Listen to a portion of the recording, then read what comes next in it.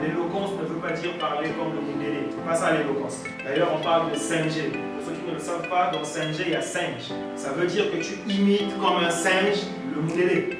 C'est ça, ça veut dire singer. Mais chez nous, singer, c'est maintenant quelque chose de joli.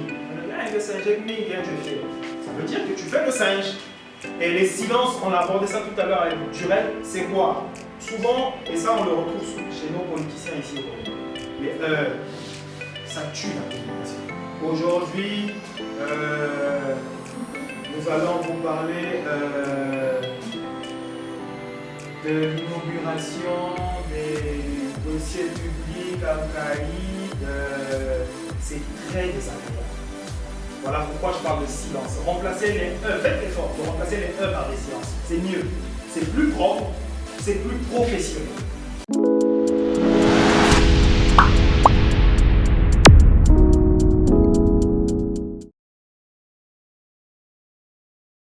Pourquoi la gestion du discours? Parler, comme on l'a répété ici, c'est un art. Qui dit art, dit méthode, dit entraînement, dit préparation. Et un discours, peu importe sa portée, il y a une façon de donner, de déclamer si vous voulez. Et la première chose, le premier élément à prendre en compte, c'est la voix. Dans votre gestion du discours, vous devez savoir gérer votre voix. Quand je parle de la voix, je parle notamment de l'intonation. Vous devez porter la voix. Vous devez être audible. Il m'est arrivé d'entendre des orateurs qui disent des choses extraordinaires, mais leur voix est tellement pas audible justement que ça vient tuer tout l'intérêt du discours. Et souvent, je reviens sur l'introversion. Les personnes introverties justement manifestent cet aspect, ce caractère de leur personnalité par une voix qui est plus ou moins étouffée.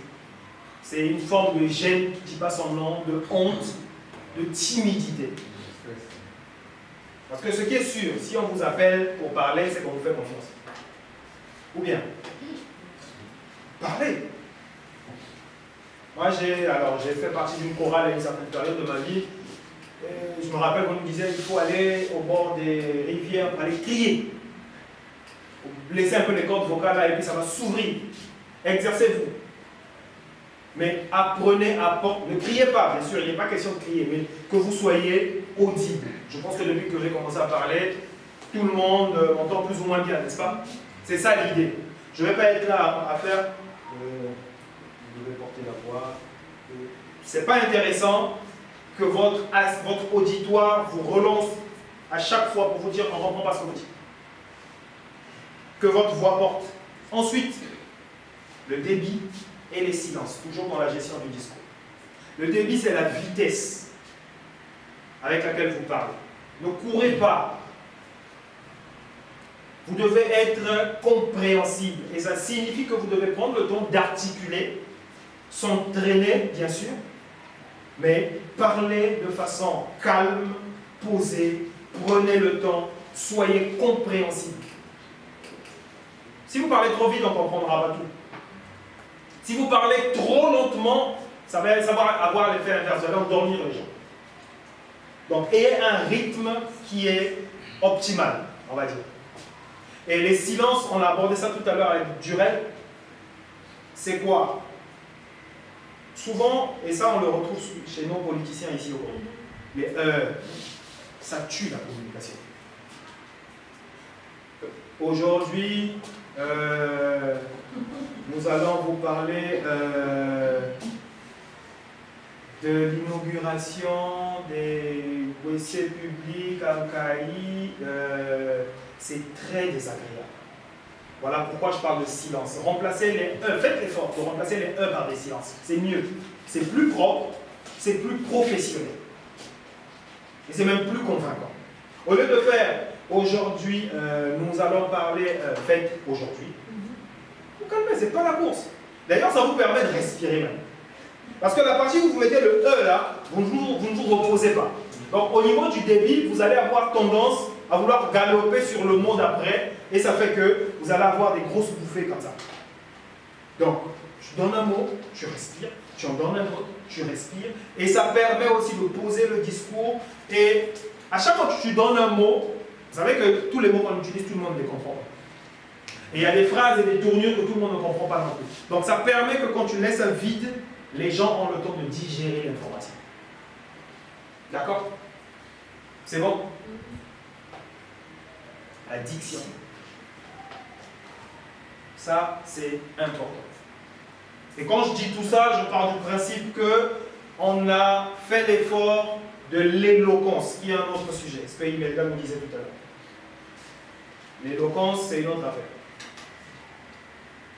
Être éloquent, c'est parler bien, proprement, avec fluidité, avec un jargon et un vocabulaire plus ou moins fourni. Et ça se travaille en écoutant les meilleurs orateurs, en lisant les bons bouquins, en se formant. Et je répète, l'éloquence ne veut pas dire parler comme le Mundélé. C'est pas ça l'éloquence. D'ailleurs, on parle de 5G. Pour ceux qui ne le savent pas, dans 5G, il y a singe. Ça veut dire que tu imites comme un singe le Mundélé. C'est ça, ça veut dire 5G. Mais chez nous, 5G, c'est maintenant quelque chose de joli. On a dit, ah, le 5G, mais bien, tu es fier. Ça veut dire que tu fais le singe à proscrire. On va voir comme ça quelques exercices de diction, rapidement. Quelqu'un connaît cette phrase.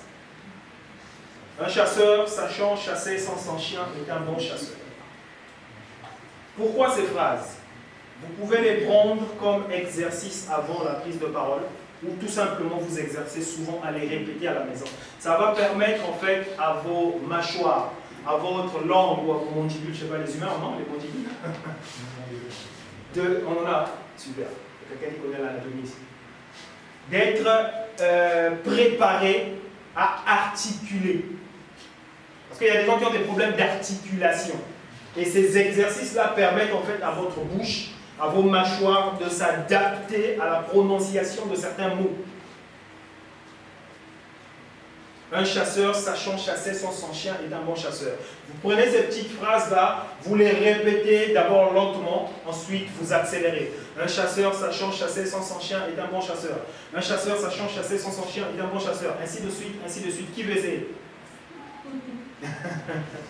Qui veut essayer rapidement? Vous suivez le métronome. Vas-y, vas-y. J'entends mes mains, j'entends pas ta voix. Vas-y. Ta voix doit être plus élevée que mes mains. Un chasseur chasse. Toujours rien. Vas-y. Un chasseur chasse son chien et un bon chasseur. Comment? Un chasseur chasse. Non, comment? S'il vous plaît, ensuite. Vas-y. Un chasseur chasser sur son chien est un bon chasseur. Comment? La voix. Un chasseur chasser sur son chien est un bon chasseur. Un chasseur sachant chasser sans son chien est un bon chasseur. Tu entends ma voix? Ta voix doit être au-dessus de ça. Vas-y. Un chasseur chassant Non, reprends. Un chasseur chassant. Non, reprends. Un chasseur chassant. Non, reprends. Tu peux lire, hein? Vas-y. Ah, désolé, autant. Vas-y.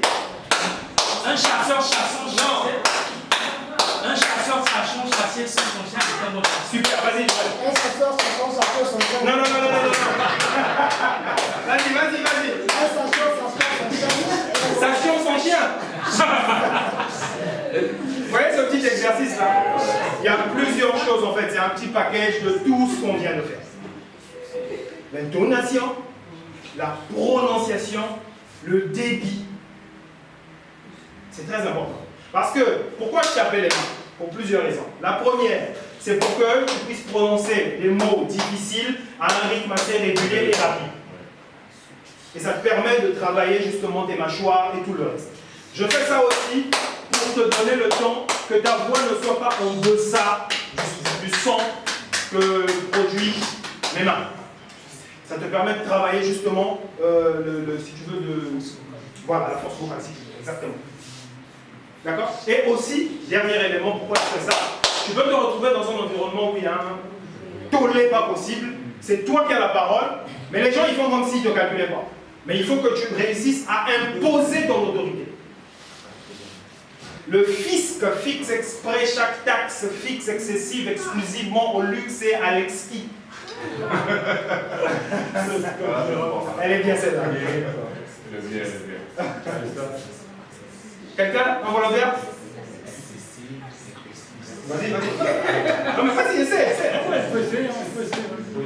Les fiscs fixes express chaque taxe fixe excessive exclusivement au luxe et à l'exquis. Bon, donne-toi une note quand même.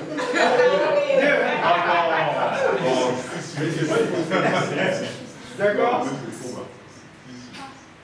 Et vous voyez, c'est des petits mots, des petites phrases, pardon, qui sont drôles, qui ont l'air banales, mais en réalité, ça permet de travailler sa diction.